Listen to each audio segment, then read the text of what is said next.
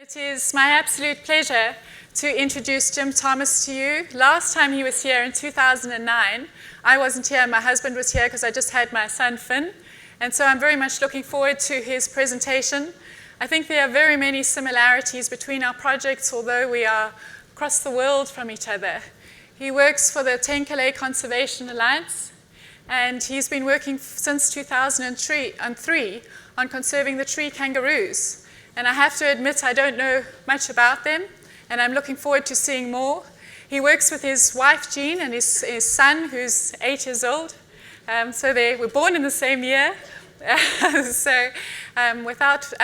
His project also is very much like ours, in that he works with 50 villages, 12,000 people. It's very much a community program.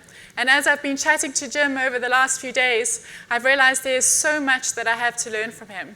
So I'm hoping for a long-term collaboration for lions and tree kangaroos. And without further ado, I would like to welcome Jim Thomas. Thank you.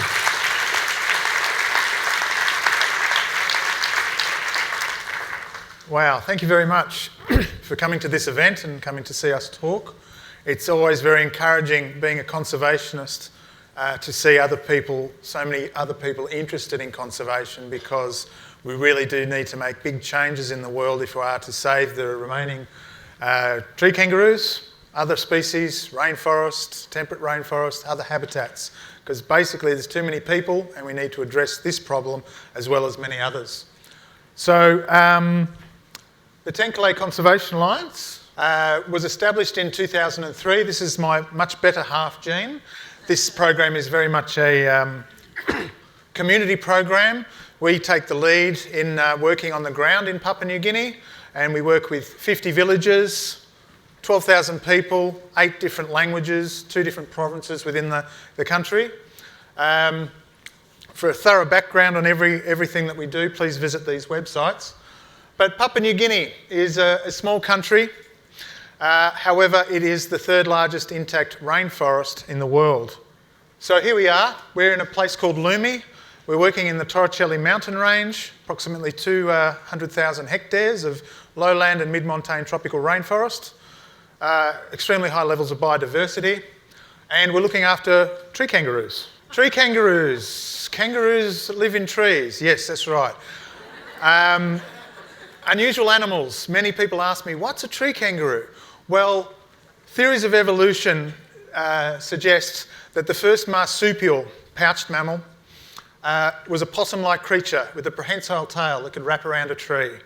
When Australia became more of a desert, some of these animals came down to the ground, got big legs, started to hop around the place, and lost the flexibility of their tail. They couldn't move their tail except for balance. Now, for whatever reason, and my theory is that no monkeys in Australasia, cause some of these kangaroos on the ground say, hey, there's room up there for us as well as the possums, and some of them went back up into the trees. So tree kangaroos, I think perhaps for that reason, are the smartest of all marsupials. They're able to hop like a normal kangaroo, but they're able to walk like us bipedally, to walk around in the mountains, in the trees and the mountains. And there's 3 different complexes of tree kangaroos with 14 species in total. In the Torricelli mountain range, we have a representative from each of those, and it actually shows the different link in evolution. The grizzled tree kangaroo, or the yonggi here, is more like your traditional wallabies. They hop like a kangaroo. They're big, they've got a face more like a kangaroo, and their metabolic rate is a lot higher. So these are actually the most common of all tree kangaroos. Large distribution, they live in different types of different habitats, not just restricted to the mountains. So they hop like a kangaroo. Now, none of this has really been documented yet, but this is something we've picked up over the last 12 years. The waimang, or the golden mantled tree kangaroo, critically endangered, just found in the Torricelli mountain range. It hops like a kangaroo, but then it'll start walking like a possum. So it'll hop 2 or 3 hops, and then it'll use its hands on the ground. So it's sort of in between. Whereas the Tenkile, part of the Doria's tree kangaroo complex, runs like a possum. So you've got these different stages of evolution, which has occurred over thousands and tens of thousands, hundreds of thousands of years. Now, We have all three in the Torricelli mountain range, the only place where you find 3 species of tree kangaroos coexisting. The Tenkile, the black one, the Waimang, the multicoloured one, are both classified critically endangered. They are critically endangered because of human hunting. Too many people eating food, need food. They hunt tree kangaroos. They're the largest animals, the most sought after. Tenkile thought to be about 100 when we started, now 300. The Waimang's probably around 500. Torricelli mountain range is a biodiversity hotspot. There are lots of animals just found here, lots of high levels of endemism. So we've got all of the animals you just saw there. Probably you haven't seen too many of those in the last few photos you just saw, except for this one, Victorian crown pigeon, quite common in zoos. It is in fact now the world's largest pigeon. When we started, hardly any of our villages had this left on their land. But from us being there and people adhering to a hunting moratorium, not going to this area, this bird has come back into over 20 of our villages. Very much, this has created a lot of pride with our villages. Not just seeing the animals, the tree kangaroos increase in number, but other species have come back as well. The Guria pigeon, the palm cockatoo, and quite a few others as well. Community and culture. We're immersed more in the communities and their culture than, in fact, we are the tree kangaroos. I would say 5% of my time is spent on tree kangaroos and the rest is with the people. Having 50 villages with 12,000 people means that I have to do a lot of talking, I have to do a lot of negotiating, I have to work out a lot of problems that occur amongst the villages.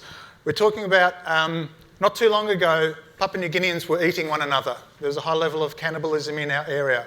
I've met many people who have eaten other people. Yeah. Apparently we taste like chicken, but I'm not going to try. I'm not going to. So there's a lot of anger between villages, and to get people to work together is a really hard task. It's one of the hardest things we have to do. So we have to respect the culture, understand it, work with it, and in doing so, we've learnt the language. So we speak fluent Melanesian Pidgin, or Tok Pisin as it's known. Now, where we work with our 50 villages, we have 8 different local languages, but everyone speaks Pidgin. Some people speak English.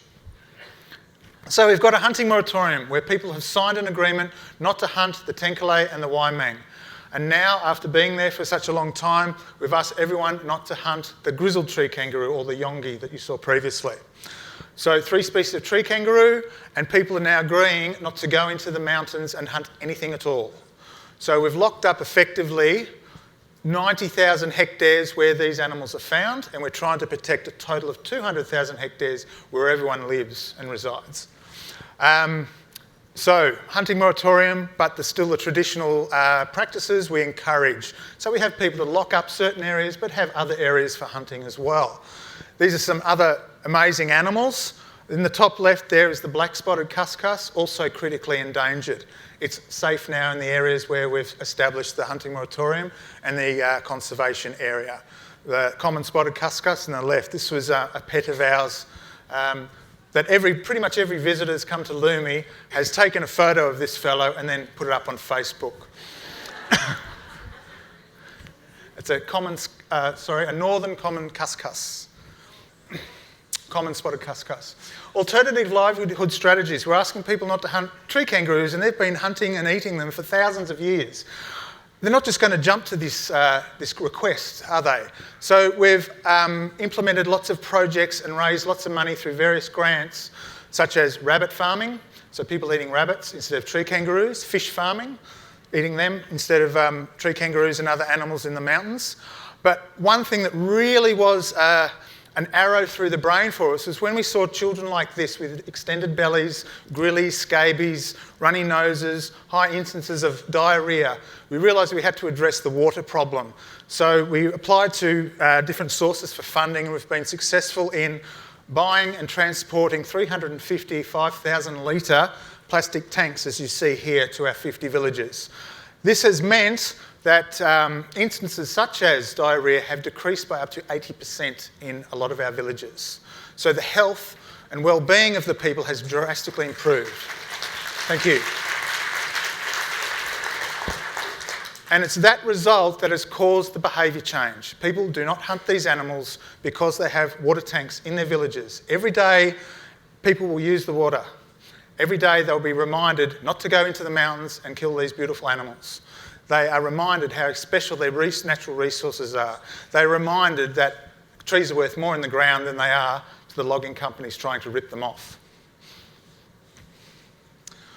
So one project we're trying to work with the Papua New Guinea government on is payment for ecosystem services, or RED, reduction from deforestation. So we've established some carbon plots with some funding we've got from various donors, and we're trying to get people in rainforests in PNG to be compensated for keeping their trees in the ground and looking after the biodiversity that they have. After 12 years, the PNG government is starting to listen to us.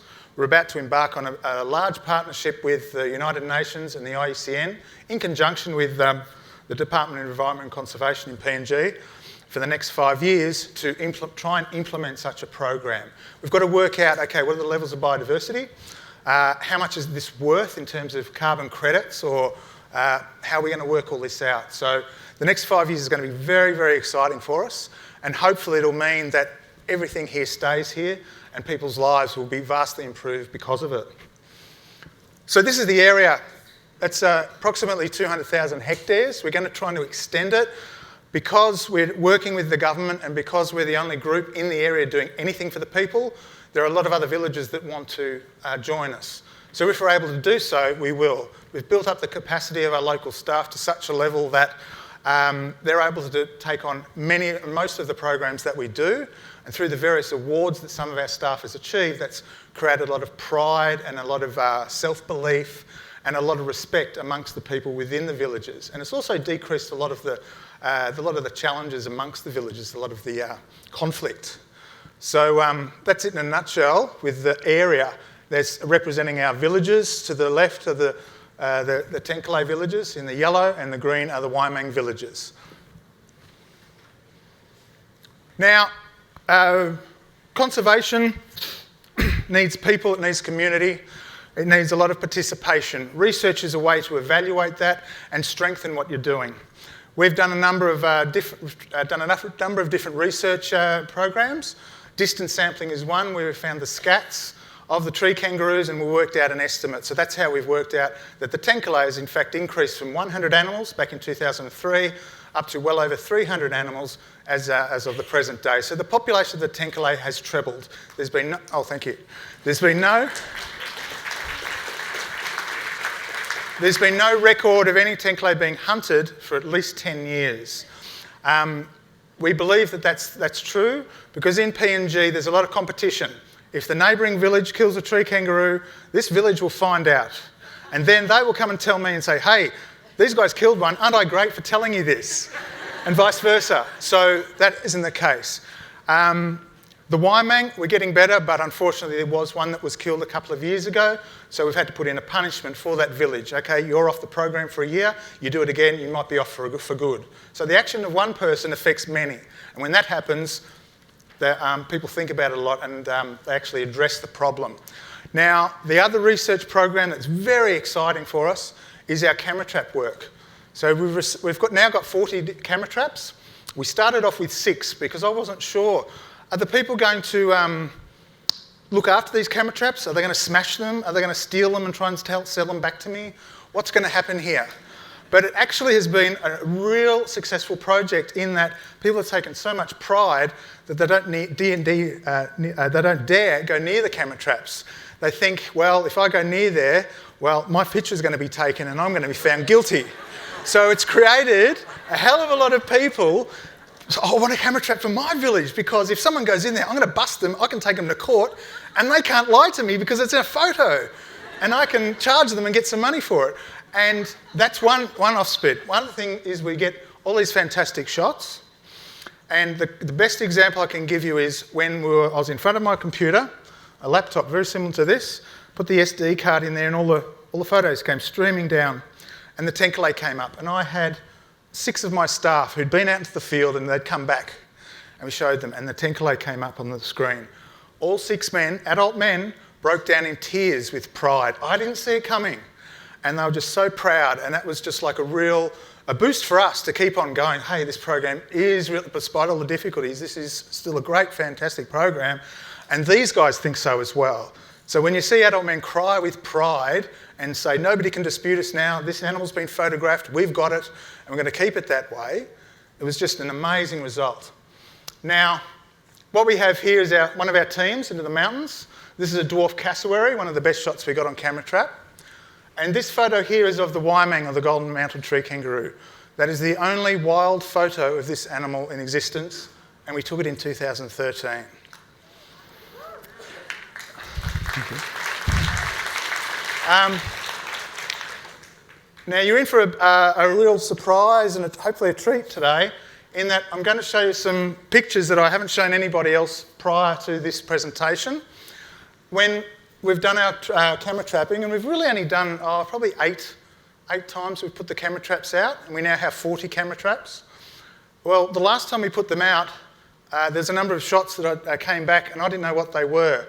So I sent them to people who know more about Papua New Guinean mammals than I do, and we've actually discovered 3 new species, undescribed. These guys haven't got names yet. I know the top one is it's a small wallaby, about so big.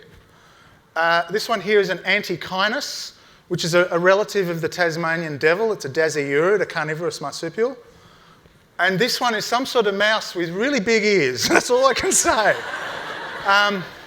But this has created a lot of excitement with the university we've partnered with. And it's just amazing. Here around 2014 and new species are coming out. So, you know, we're looking after critically endangered species, but we're finding new ones as a result. So there's so much we just don't know. But what we do know we have to address, such as conserving this special area and every other area that the WCN partners are working with. So sustainability, how do we keep all this going? Well, there's lots of things to think about. Human population is one. It's, most of our villages have increased by 10 to 15% in the last 12 years. We keep a census of the villages, we count people, we get our staff to count their villages. And that's a concern. More people out in the bush, more chances are that animals are going to decrease in numbers and not increase. We've got to think about firewood. That's cutting down trees. People use that for keeping themselves warm at night, and also for cooking. And of course, the bush houses need to be replaced every 6 to 12 years, depending how many termites get in. But, you know, permanent housing, tin roofing are all wants, some of the wants of the people.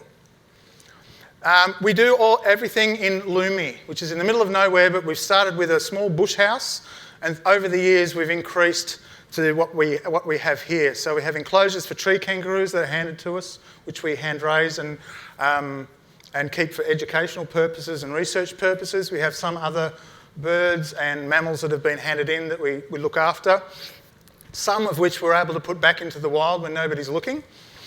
We have a satellite internet, we have a training centre, a new research station, and accommodation for our courses.